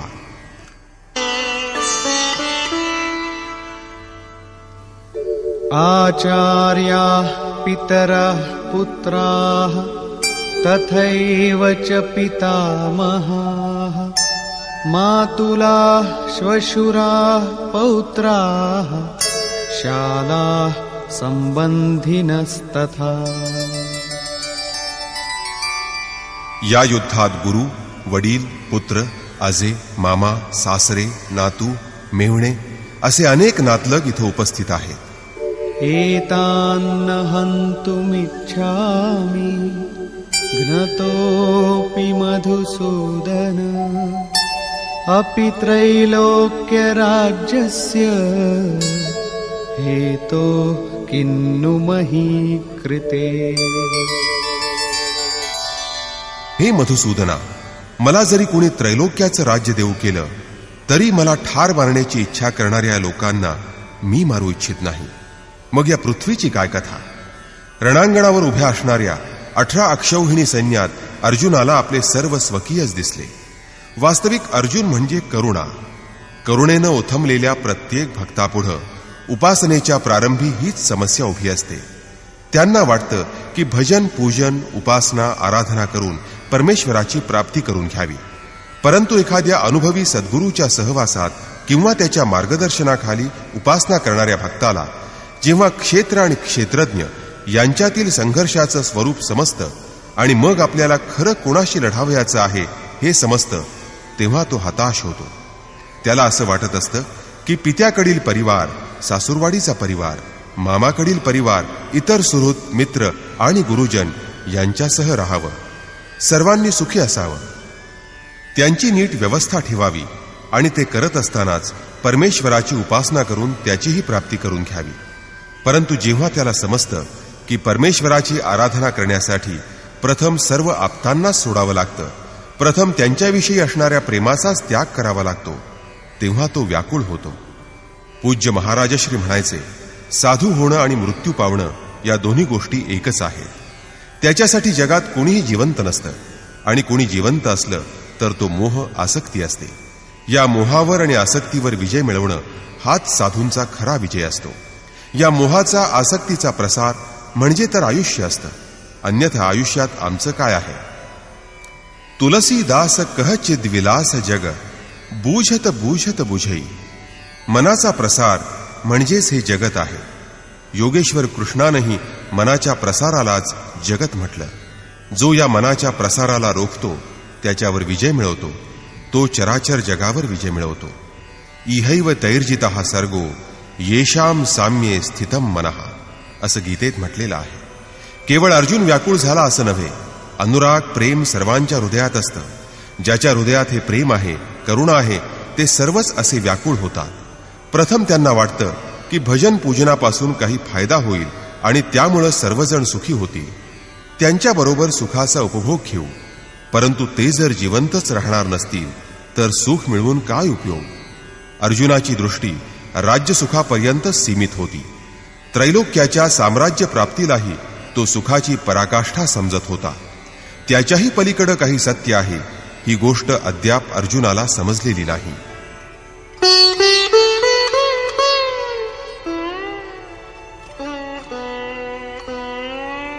निहत्य धार्तराष्ट्रान्नः का प्रीति स्याज्जनार्दन, पापमेवाश्रयेदस्मान् हत्वैतानाततायिनः. हे जनार्दना, धृतराष्ट्राच्या मुलांना मारून आम्हाला का आनंद होणार आहे? धृतराष्ट्र म्हणजे धृष्टतेचं राष्ट्र. त्याच्यापासून निर्माण होणाऱ्या मोहरूपी दुर्योधनादींना मारून आम्हाला काय समाधान मिळणार आहे? जनार्दना, या आतताई लोकांना मारून आम्हाला उलट पापच लागेल. जो यत्किंचित लाभासाठी अनितीच्या मार्गाचा अवलंब करतो त्याला आतताई म्हटलं जातं. परंतु जो आत्म्याच्या मार्गात अडथळा बनतो तो महाआतताई असतो. काम, क्रोध, लोभ, मोह हे मोक्षाच्या मार्गातील अडथळे आहेत. तस्मान्नार्हा वयं हन्तुं धार्तराष्ट्रान् स्वबान्धवान्, स्वजनं हि कथं हत्वा सुखिनः स्याम माधव. म्हणून हे माधवा, धृतराष्ट्राच्या या पुत्रांना आम्ही मारणं योग्य नाही. अरे, हे स्वबांधव कसे? ते तर शत्रू होते ना. वास्तविक नाती ही अज्ञानातून उत्पन्न होत असतात. हा मामा आहे, हा काका आहे, ही सासूरवाडी आहे, हे आमचे स्वजन आहेत, आप्त आहेत. हे सर्व संबंध अज्ञानातून उत्पन्न होत असतात. अहो, आमचं हे शरीरच जर नश्वर आहे तर ही नाती कुठून टिकणार? जोपर्यंत मोह असतो तोपर्यंत आम्हाला परिवार असतो, आमचे सुहृद असतात, आमची एक दुनिया असते. परंतु जिथं मोह असत नाही तिथं हे कोणतेही संबंध, ही नाती उपस्थित होतच नाही. इथं मोहामुळं अर्जुनाला त्याचे शत्रूही सुहृद वाटू लागले आणि म्हणून तो श्रीकृष्णाला म्हणत आहे की या आप्तांना मारून आम्ही कसे सुखी होणार? जर हे अज्ञान आणि हा मोह नष्ट झाला तर कुटुंबाचं अस्तित्वच राहणार नाही. अर्थात हे अज्ञानच ज्ञानाचं प्रेरक बनत असतं. भर्तृहरी, तुलसीदास इत्यादी अनेक महानुभावांना वैराग्याची प्रेरणा त्यांच्या पत्नीपासून मिळाली आहे. तर कुणी सावत्राईच्या वागण्यामुळे खिन्न होऊन वैराग्याचा मार्ग पत्करला आहे असं आपल्याला दिसून येतं.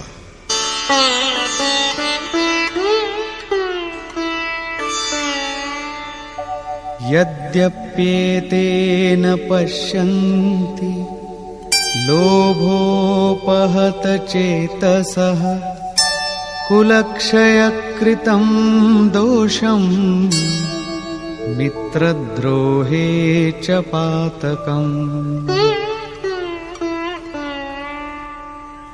हे जनार्दना, लोभामुळे ज्यांचं चित्त भ्रष्ट झालं आहे अशा या लोकांना कुलनाश केल्यानं लागणारा दोष किंवा मित्रांशी भांडण्यात, त्यांच्याशी द्रोह करण्यात लागणारं पाप त्यांना दिसत नाही. ते जाणून घेण्याची त्यांच्यात कुवत नाही. परंतु कथं न गेयमस्माभिः पापादस्मान्निवर्तितुम्, कुलक्षयकृतं दोषम् प्रपश्यद्भिर्जनार्दन.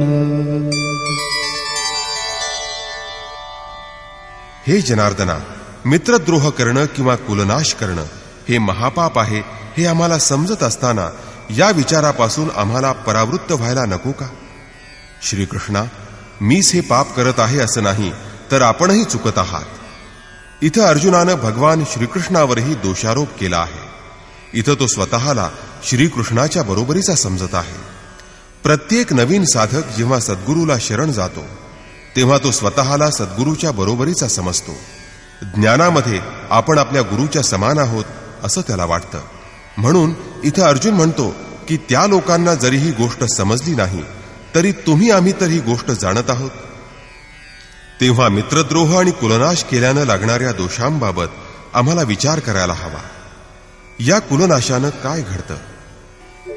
कुलक्षये प्रणश्यन्ति कुलधर्माः सनातनाः धर्मे नष्टे कुलं कृत्स्नम् अधर्मोऽभिभवत्युत.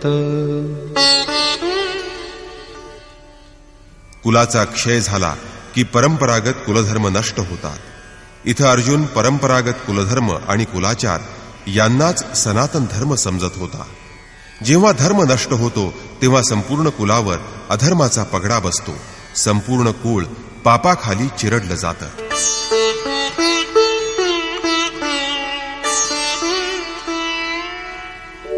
अधर्माभिभवात् कृष्ण प्रदुष्यन्ति कुलस्त्रियः स्त्रीषु दुष्टासु वार्ष्णेय जायते वर्णसंकरः. हे कृष्णा, जेव्हा अधर्माचं प्राबल्य होतं, पाप वाढतं, तेव्हा कुलातील स्त्रिया बिघडतात आणि कुलस्त्रिया बिघडल्या की वर्णव्यवस्थेचा नाश होतो. त्यांच्या अधःपतनानं वर्णसंकर होतो. परंतु अर्जुनाच्या या विचाराचं खंडन करून श्रीकृष्णानं त्याला पुढे सांगितलं की मी किंवा स्वस्वरूपात स्थित असणाऱ्या महापुरुषांनी आराधन क्रमात भ्रम उत्पन्न केला की वर्णसंकर निर्माण होतो. तेव्हा वर्णसंकरानं कोणते दोष घडतात ते सांगताना अर्जुन म्हणतो, संकरो नरकायैव कुलघ्नानां कुलस्य च पतन्ति पितरो येषां लुप्तपिंडोदकक्रियाः. वर्णसंकर हा कुलक्षय करणाऱ्यांना आणि कुळालाही नरकात नेतो. कारण श्राद्ध तर्पणादी क्रिया लुप्त झाल्यानं त्यांचे पितर अधोगतीला जातात. या वर्णसंकरामुळं वर्तमान पिढीचं अधःपतन होतं. त्यांचे पूर्वजही अधोगतीला जातात आणि भावी पिढीचंही असंच अधःपतन होत असतं. इतकंच नाही तर दोषैरेतैः कुलघ्नानां वर्णसंकरकारकैः उत्साद्यन्ते जातिधर्माः कुलधर्माश्च शाश्वताः.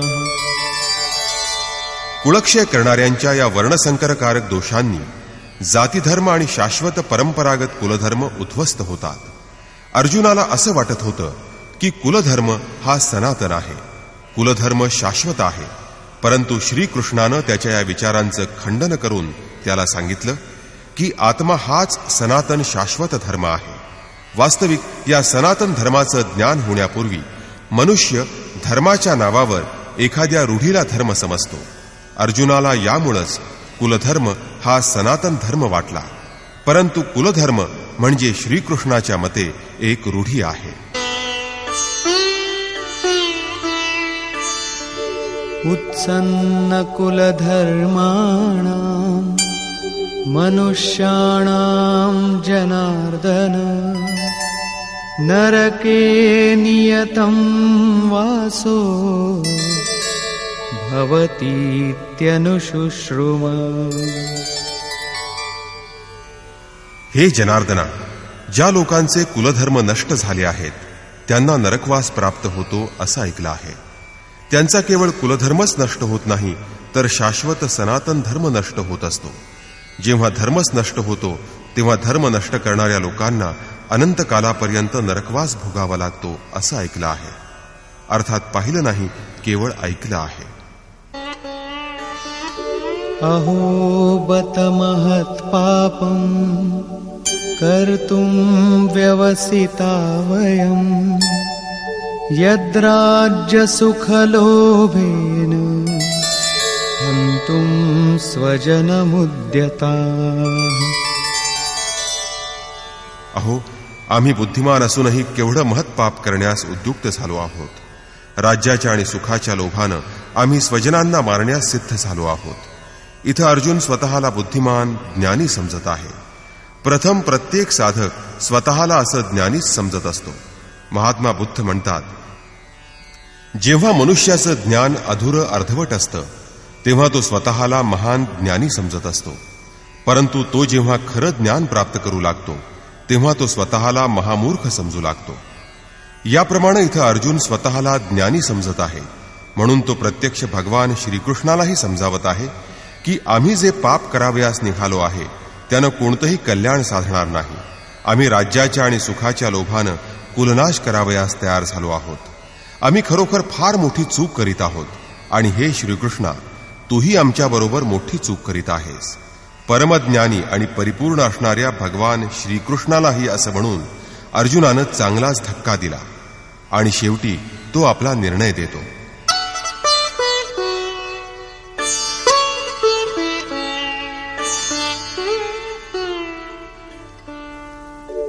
यदि मामप्रतीकारम् अशस्त्रं शस्त्रपाणयः धार्तराष्ट्रारणे हन्युः तन्मे क्षेमतरं भवेत्. धृतराष्ट्राच्या पुत्रांशी लढण्यापेक्षा त्यांनी शस्त्रविरहित आणि प्रतिकार न करणाऱ्या मला युद्धभूमीवर ठार मारलं तरी ते माझ्यासाठी अधिक कल्याणकारक ठरेल. निदान इतिहास म्हणेल की अर्जुन खरोखर समजूतदार होता. म्हणून त्यानं आपले प्राण देऊन एवढी मोठी प्राणहानी करणारं भयंकर युद्ध टाळलं. भोळ्या भाळ्या आणि निष्पाप मुलांचे प्राण वाचवण्यासाठी आणि कुळ नष्ट होऊ नये म्हणून लोक आपल्या प्राणांची आहुती देत असतात. इथं मोहाचं प्राबल्य वाढल्यामुळं, आत्मज्ञान झालं नसल्यामुळं, अज्ञानामुळं अर्जुन असं म्हणत आहे. जेव्हा मोह प्रबळ होतो तेव्हा असंच घडत असतं. मनुष्य अगदी परदेशात जाऊन वैभवशाली प्रासादात राहत असला तरी काही दिवसानंतर त्याला आपली झोपडी आठवते. अर्जुनाचं इथं असंच झाल्यानं तो म्हणत आहे की धृतराष्ट्राच्या शस्त्रधारी पुत्रांनी शस्त्रांचा त्याग केलेल्या आणि प्रतिकार न करणाऱ्या मला रणभूमीवर ठार केलं तरी ते कल्याणकारकच ठरेल. निदान ते तरी सुखी होती. संजय उवाच.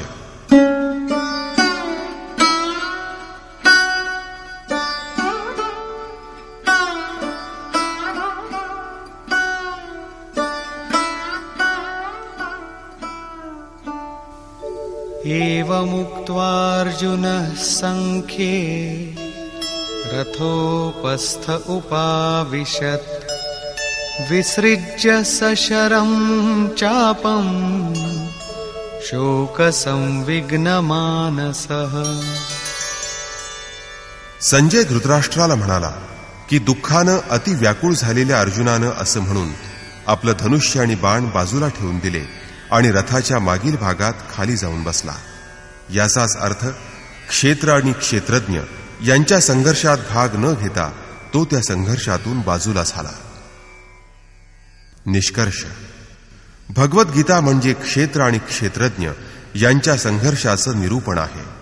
गीता म्हणजे ईश्वरी ऐश्वर्यानं संपन्न अशा भगवत स्वरूपाचं संगीत आहे.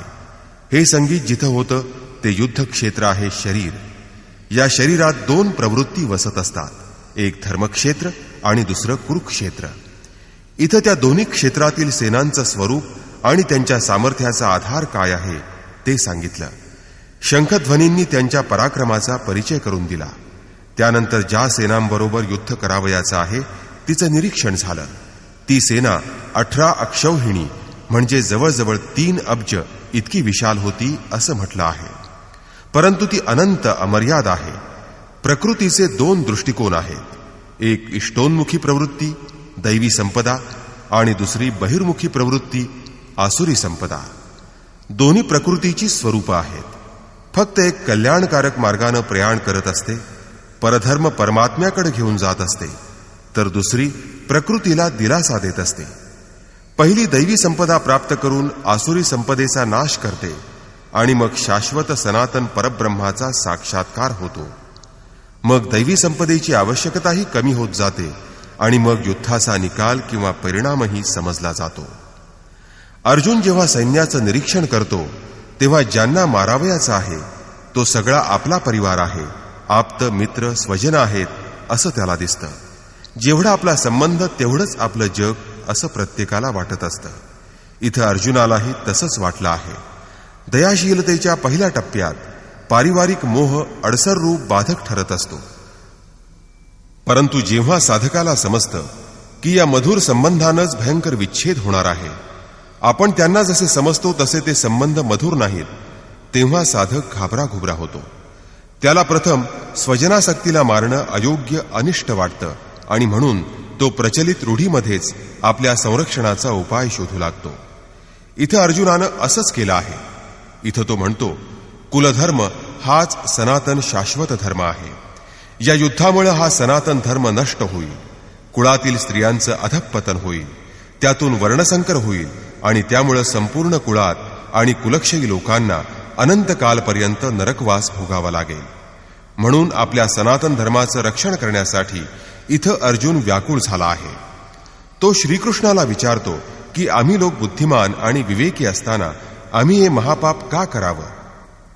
अर्थात त्याच्या मते श्रीकृष्णही हे पाप करायला सिद्ध झाले आहेत. तेव्हा नरकवासाकडे नेणाऱ्या पापातून स्वतःचा बचाव करण्यासाठी तो म्हणतो, मी हे युद्ध करू शकणार नाही. आणि असं म्हणून तो रथाच्या मागील बाजूस खाली बसला. म्हणजेच क्षेत्र आणि क्षेत्रज्ञ यांच्यातील संघर्षामधून त्यानं माघार घेतली. टीकाकारांनी या अध्यायाला अर्जुन विषाद योग असं म्हटलं आहे. अर्जुन दयाशीलतेचं प्रतीक आहे. सनातन धर्मासाठी विकल होणारे दयाशील लोकच विषाद योगाचं निमित्त बनत असतात. असाच विषाद मनुलाही झाला होता. हृदय बहुत दुःख लाग, जन्म गयऊ हरि भगती बिनो असं रामचरित मानसात म्हटलंय. मनात संशय किंतु निर्माण झाल्यानंच मनुष्य दुःखी बनत असतो.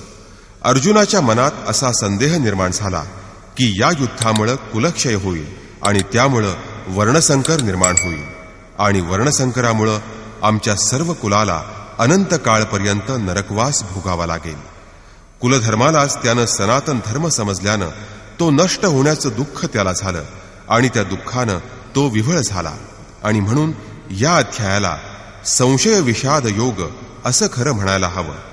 तेव्हा ओम तत्सदिति श्रीमद्भगवद्गीतासूपनिषत्सु ब्रह्मविद्यायां योगशास्त्रे श्रीकृष्णार्जुन संवादे संशय विषाद योगो नाम प्रथमोऽध्यायः. या प्रकारे श्रीमद्भगवद्गीता रूपी उपनिषद तसंच ब्रह्मविद्या आणि योगशास्त्र विषयक श्रीकृष्ण आणि अर्जुन यांच्या संवादातील संशय विषाद योग नावाचा प्रथम अध्याय समाप्त झाला. इति श्रीमत्परमहंस परमानंदस्य शिष्य स्वामी अड्गडानंद कृते श्रीमद्भगवद्गीतायाः यथार्थ गीता भाष्ये संशय विषाद योग नाम प्रथमोऽध्यायः. या प्रकारे श्रीमत्परमहंस श्री परमानंदजींचे शिष्य स्वामी अड्गडानंद कृत श्रीमद्भगवद्गीतेवरील भाष्य यथार्थ गीतेतील संशय विषाद योग नावाचा प्रथम अध्याय समाप्त झाला. हरि ओम तत्सत.